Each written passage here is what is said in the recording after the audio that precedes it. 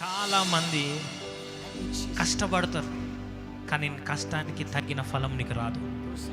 ఎవరో తీసుకుంటారు, దాని ప్రయాస ఎవరో అనుభవిస్తుంటారు, దాని ఫలం ఎవరో తింటుంటారు.